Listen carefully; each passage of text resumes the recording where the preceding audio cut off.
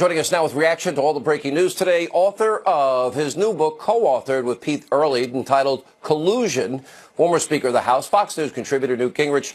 So this is what happened behind the scenes, and I knew this was going on for a couple of weeks.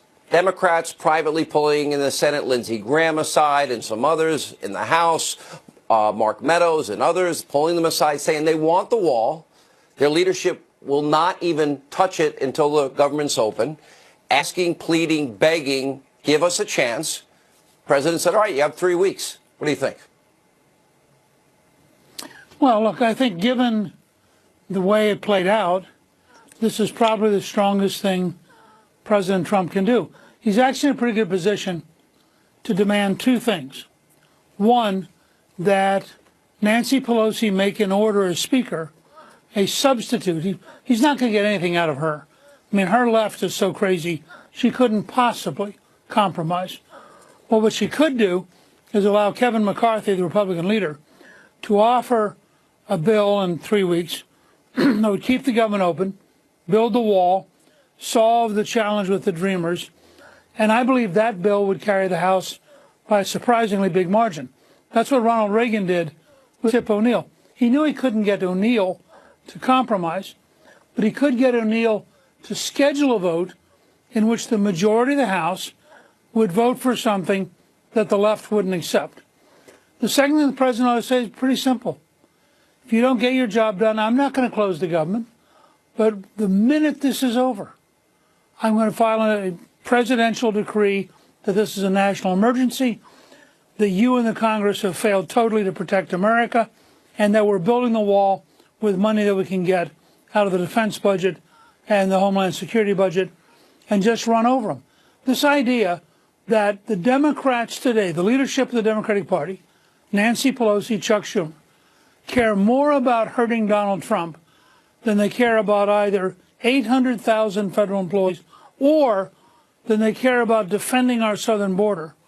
I think it is unsustainable, and I think the president is in a position now.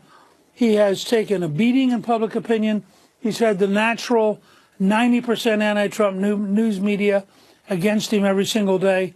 But he still believes, as commander-in-chief, that his job is to protect Americans.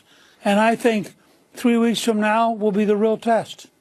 You know what's amazing about this? The president, when he talks about the issue, he keeps talking about cartels and gangs and not the 98% of people that want to get here to have a better life, but the 2% that have committed homicides against Americans, sexual assaults against Americans, violent assaults against Americans.